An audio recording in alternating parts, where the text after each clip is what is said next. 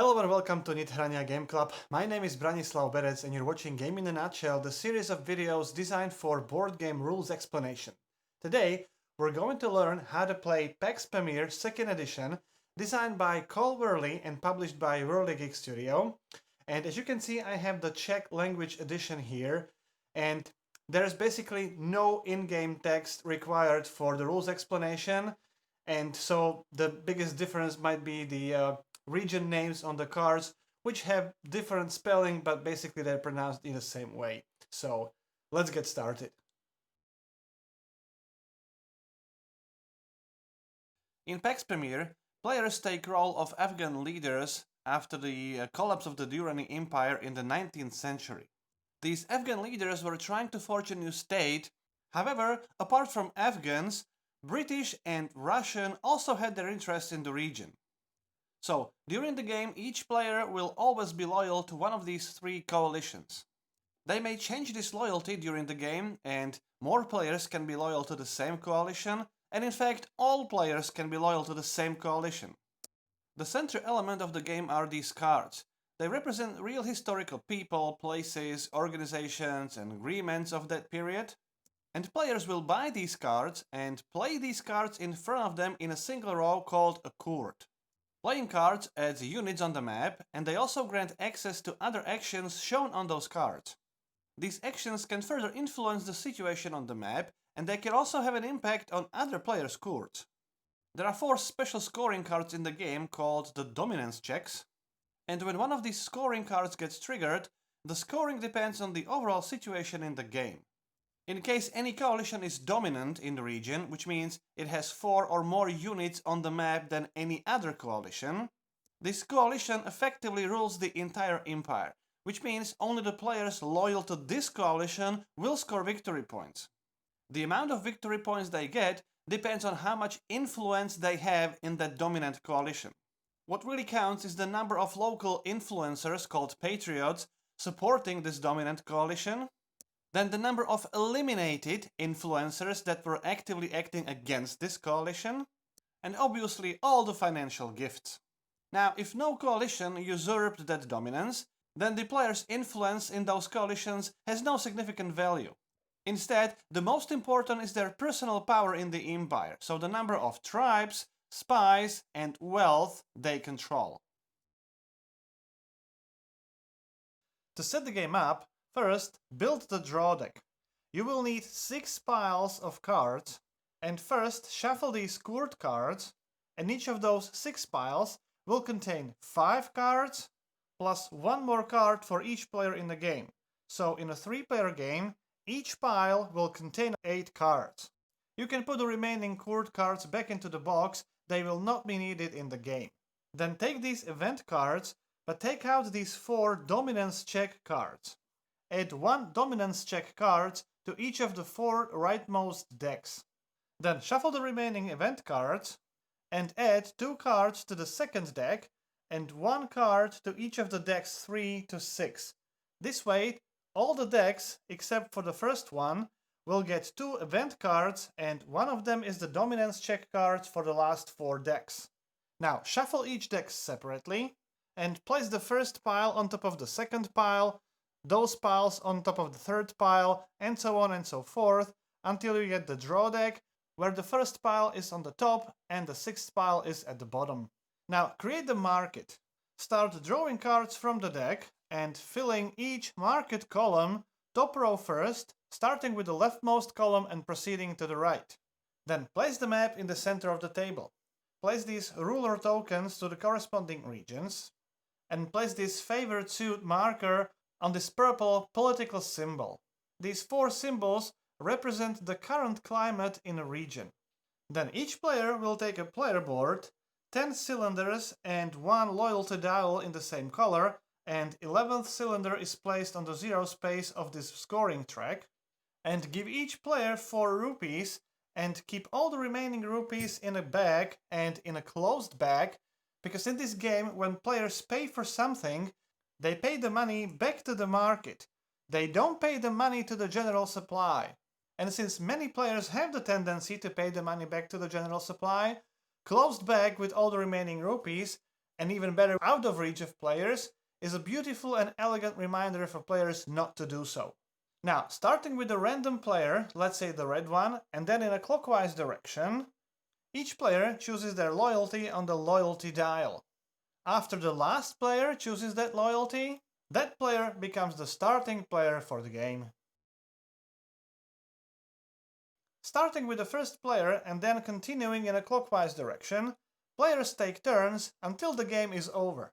On your turn, you can perform up to 2 actions. There are 3 types of actions you can choose from. First, you can purchase a card from the market and add it to your hand.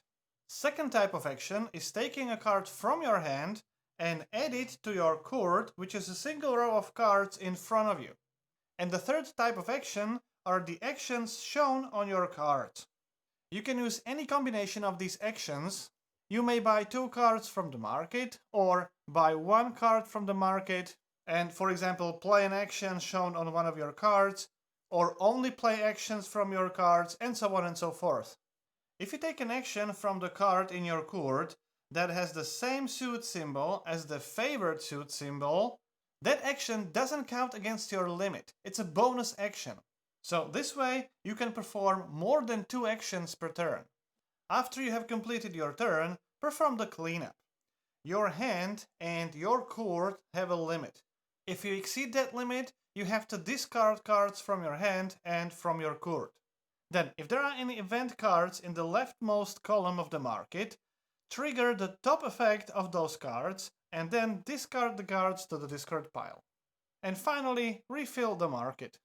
Players are free to negotiate during the game, and all promises are non-binding. However, you may never transfer cards between players, and rupees can only be transferred if explicitly sanctioned by the rules. Never as a payment for agreement or for a deal between players. Now, I will explain all the actions in the game, and I'll start with the purchase action. With this action, you can purchase a card from the market.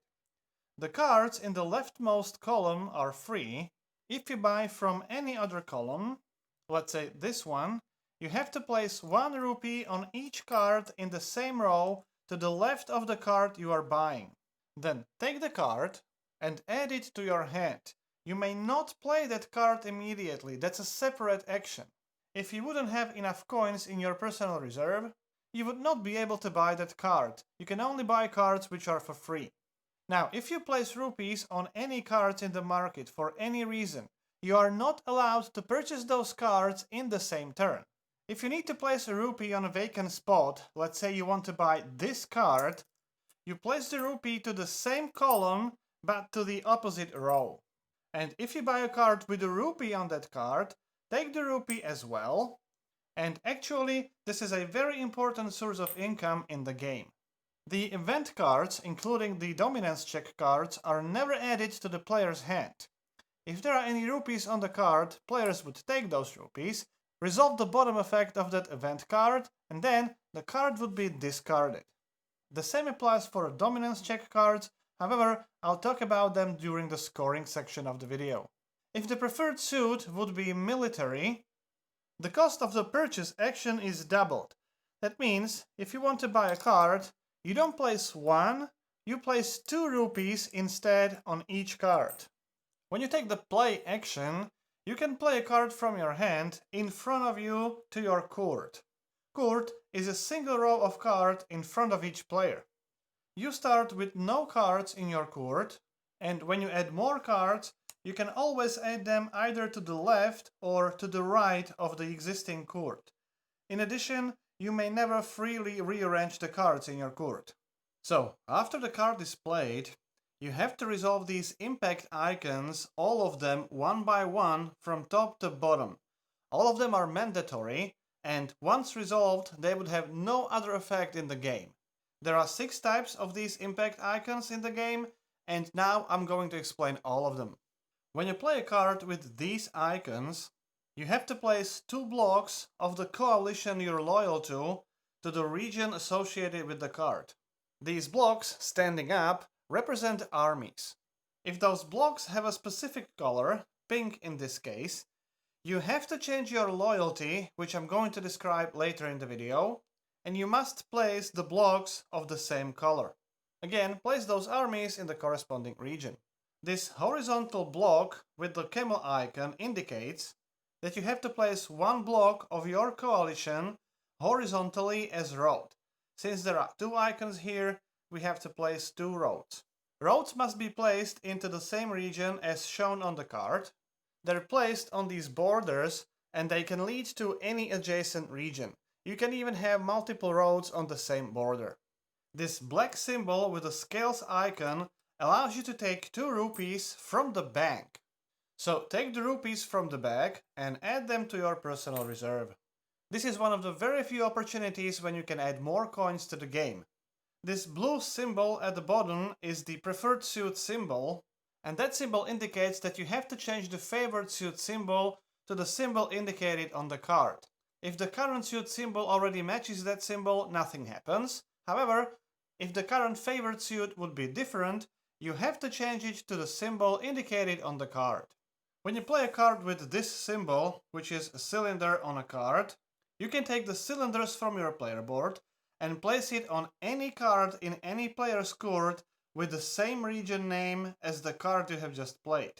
So in this example, I can take 2 cylinders and either place them on any of my cards, for example like this, or even both of them on the same card, or even on the card which I have just played, or on the card with the same region name in any player's court. And finally, when you play a card with the symbol of a cylinder with the crown, you can take 1 cylinder from your player board and place it in the region with the same name as shown on the card. These cylinders become tribes. If you have at least 1 tribe in a region and you have a plurality of ruling pieces in that region, you become the ruler, and the best practice is to place one of your tribes on this ruler token. Ruling pieces are tribes and armies, not roads. Plurality means that you don't have to have more than 50% of all those pieces. You have to have more than each other player individually. So yellow player, being loyal to British coalition, has 3 ruling pieces. Blue player, being loyal to Afghan, only has 2 ruling pieces. And the red player, being loyal to Russian, only has 1 army. So the yellow player having 3 pieces is more than 2 and more than 1. That's why he's the ruler. In case of a tie, no one rules the region. And that's the case in Persia. Red player having 2 ruling pieces, blue player having 2 ruling pieces, nobody rules that region. When you lose plurality, let's say one of these armies would be destroyed, you are not the ruler of that region with the immediate effect. If any player would attempt to play a card which is associated with the region ruled by another player, the active player must pay 1 rupee for each tribe of the ruler in that region. Ruler can waive any portion of that bribe, which opens a space for negotiations. If the active player, when attempting to play that card, wouldn't have enough coins to bribe the ruler, and the ruler would not waive that bribe, the active player may not play that card, and the play continues as if the action had never been taken. These cards with the colored banner are called Patriot cards. You can freely play a card of your loyalty. However, if you play a Patriot card which doesn't match your loyalty, you must change that loyalty, which means that you will lose all your current Patriots, but I will explain this process at the end of this chapter. If you need to place a unit, like blocks in this case, and no units remain in the supply, you must take a unit from anywhere in play.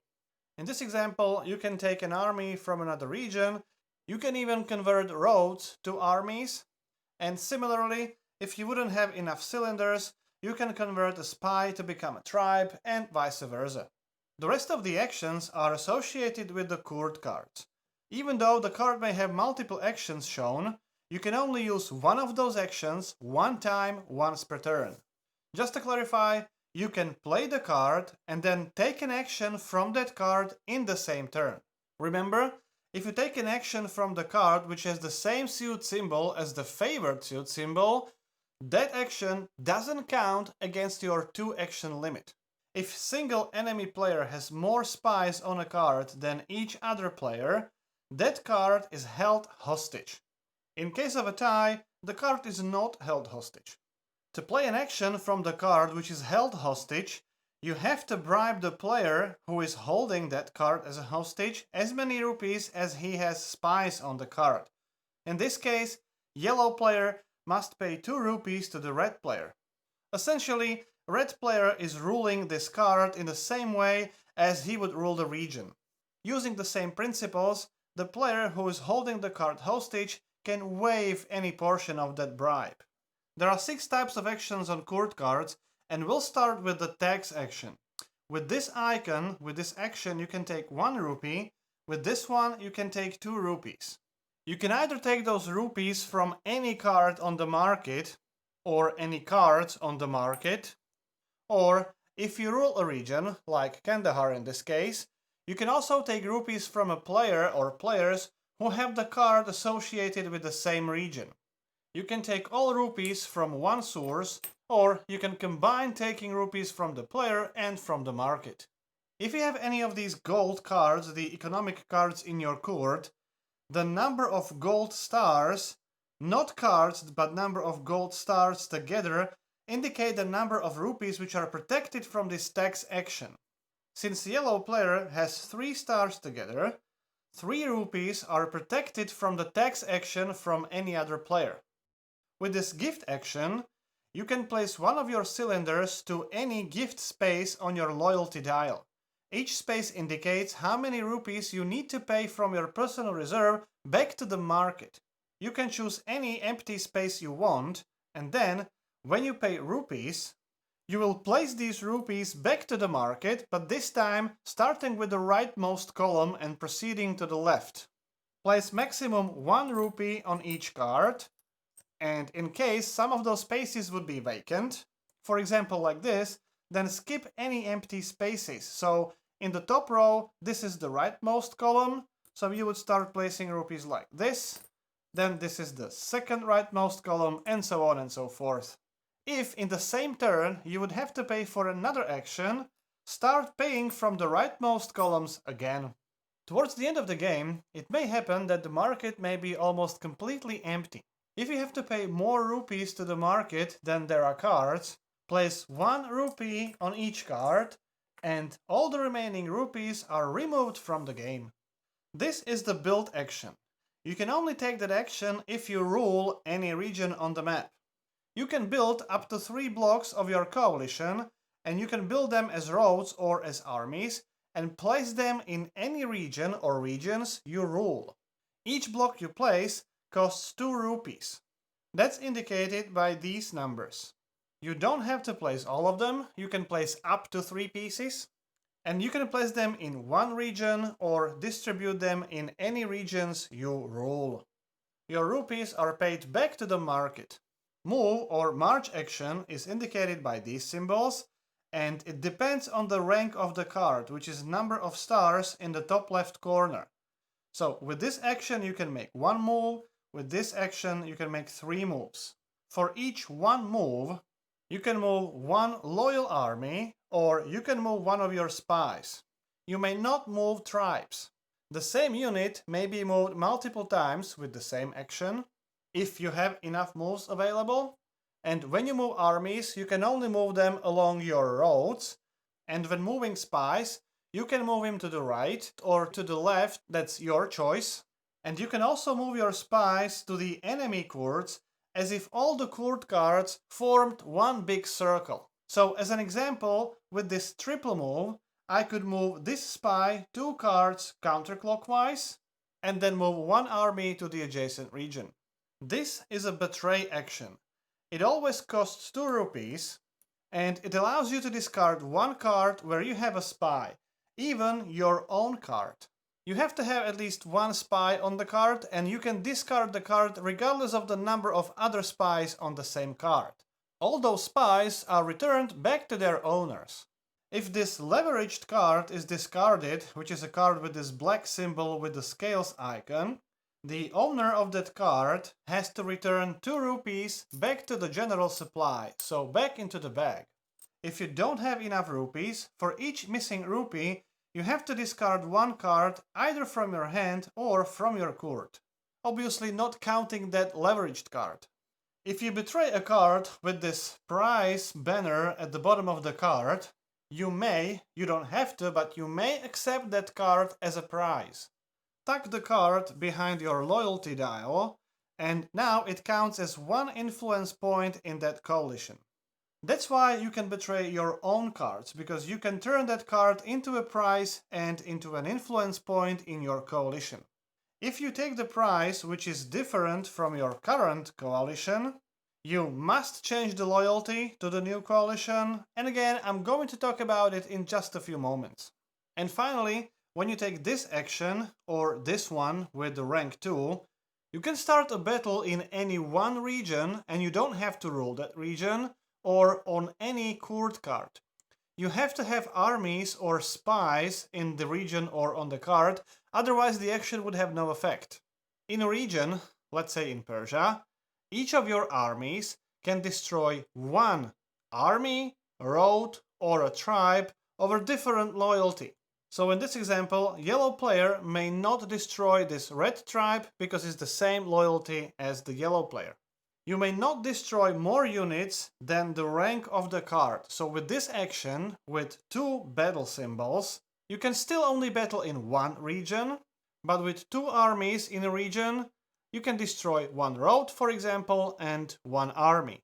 If you have 2 or more armies in a region, but you only use an action with 1 battle symbol, you can only use 1 army to destroy 1 unit of your choice. The same applies to spy. Each spy can only destroy 1 enemy spy. When you play a Patriot card or you take a prize and these cards don't match your loyalty, you must change your loyalty.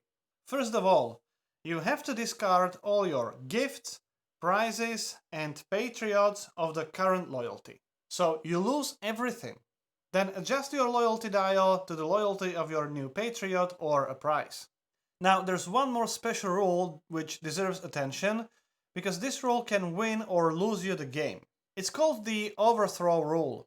It says that when you lose the last tribe in a region, let's say the blue player would play the battle action and destroy this tribe, then you have to lose all political cards associated with that region.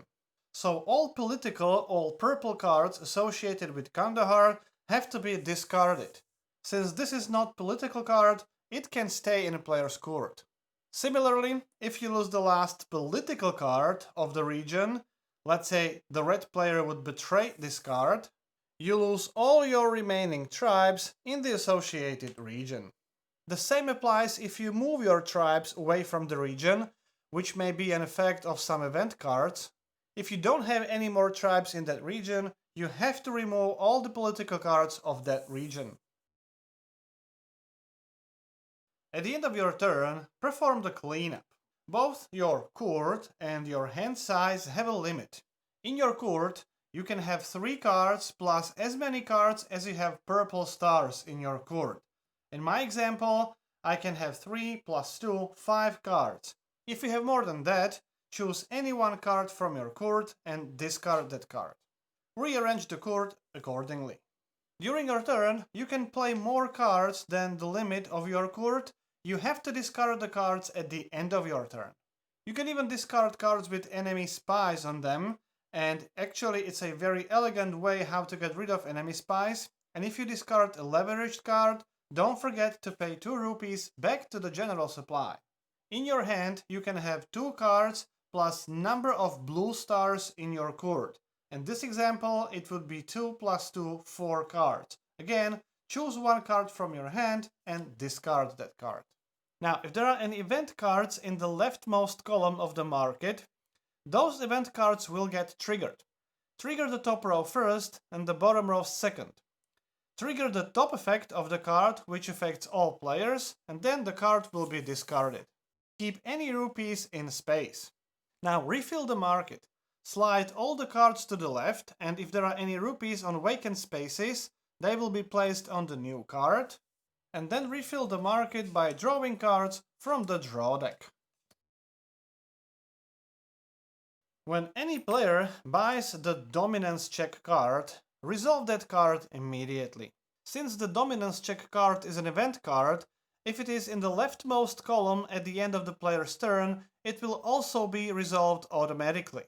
And when you refill the market and you draw the dominance check card while there is another dominance check card in the market already, discard both of them and resolve this dominance check immediately. In this situation, even though you discard 2 dominance check cards, you only resolve 1 dominance check.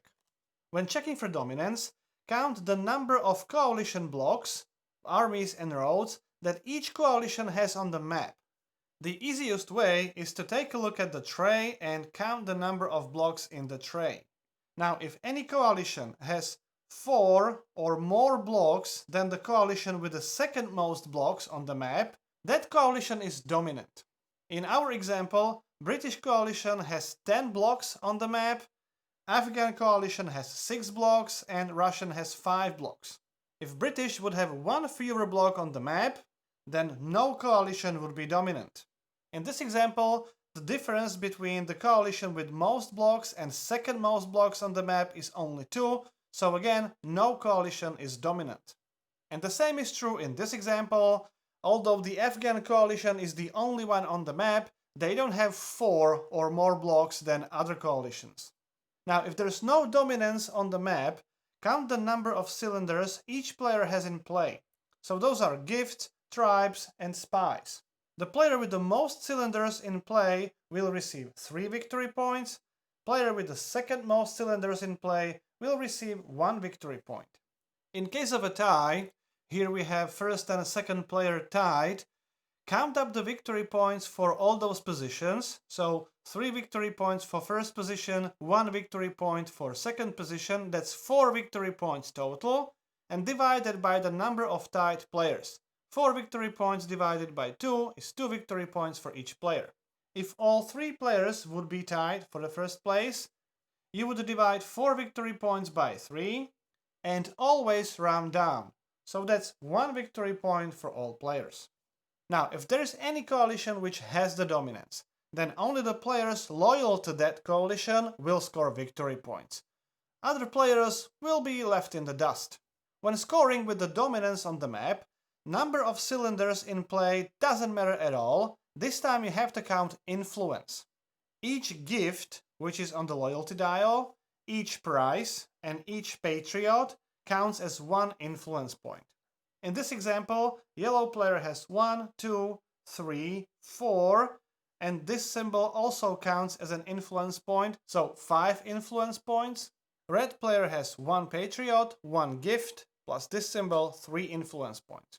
The player with the most influence points for that coalition would score 5 victory points, and the second player would score 3 victory points. Potentially third player would score 1 victory point.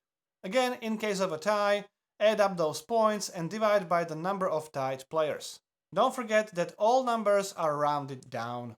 Then, after you perform scoring when there is a dominance on the map, remove all the blocks, all the roads and armies from the map. This represents very uneasy peace after this dominance period. Then, if the player with the most victory points has 4 or more points than the player in the second place, the first player automatically wins the game. When you score the last dominance card, all the dominance scores are doubled. So if there's no dominance on the game board, the player with the most cylinders out in play would score 6 victory points and the second player would score 2 victory points. And if there was a dominance on the map, the player with the most influence would score 10 victory points, second player would score 6 victory points, and a third player 2 victory points. Then the single player with the most victory points is the winner. In case of a tie, the player with the most red stars in their court wins the tie. And if that would be equal, the player with the most rupees wins the tie.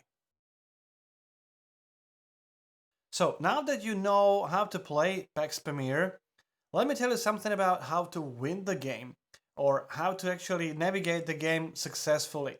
The game has a lot of depth, and that's why I believe this chapter might help you if you play the game for the first time.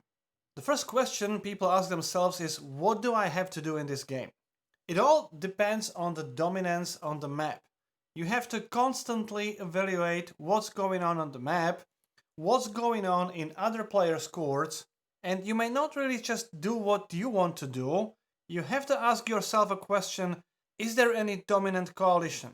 Is that dominant coalition yours? If it is, do you have enough Patriots, prizes, gifts? Do you have cards that give you access to these actions? If you have the dominance and if you have the influence, can you maintain that dominance? Do you have enough battle actions, move and battle actions, so that you can destroy enemy blocks and keep that dominance? Now, if you don't have a dominance, do you have enough cylinders in play? If you do have enough cylinders in play, can you prevent dominance of any faction in the game? You have to constantly check the cards in the market. If you need to place more cylinders in play, are there any cards that give you these cylinders? If you need to place more blocks in play, are there any cards with these blocks? If no coalition is dominant and you don't see many cards with blocks on them, probably there will be no dominance on the map, and so focus on these cylinders. Now let's talk about the money, well, the favorite topic. All players start the game with 4 rupees, and that's all the money in the game. When you spend money, it's not returned to the general supply, it's returned back to the market. Whoever takes these cards takes those coins. You can only gain money when you buy cards from the market with the coins, or when you tax other players, which is quite rare. You almost never get more money from the bank, only through the leveraged cards and maybe some events. So it's kind of a closed system. If you have more money than other players, it's an advantage, but it's not automatic win. But if you don't have the money, you may have a big problem. If other players will be very careful with their spendings, you may be left with very few coins or no coins at all for quite some time. Then the market acts as a game clock. Remember that the starting deck consists of 6 piles of cards. First 2 piles have no dominance card. However, 3rd, 4th, 5th and 6th pile each contain 1 dominance card. The faster you buy cards from the market, the faster the dominance check occurs. This can be used strategically. You may speed up the game by buying more cards from the market, or you can slow down by not buying the cards from the market. However, there's one caveat. Since the first 2 piles of the deck don't contain any dominance card, it takes some time until the first dominance check card appears. However, after the first one, the 2nd, 3rd and 4th can come very quickly. So the initial situation on the map can develop very slowly, and you can place many blocks on the map. However, with the first dominance check, if that check is successful and one coalition is dominant and everything is wiped out, then there's very little time to build that map again. So even though your coalition was dominant during the last dominance check, you may not have enough time to build up the dominance for the next dominance check. And so, it might be players with most cylinders that will score victory points in the next check, and if that's the last dominance check, they will score double the points. So the overall situation in the game can change very quickly, can have very interesting swings. That's why you have to have your head up, look at the game map, watch your opponents, and adjust your plans as you play.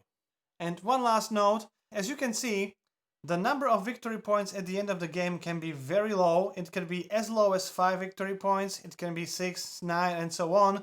23 is the theoretical maximum. Very often the winning score can be somewhere here, so any victory point you can score is really worth it. So that's it, that's how you play Pax Pamir 2nd edition. If you would have any questions or comments, please put them into the comment sections below. I'll be happy to answer your questions. If you like the series, please subscribe. My name is Branislav Berec, you've been watching Game in a Nutshell, and hope to see you next time.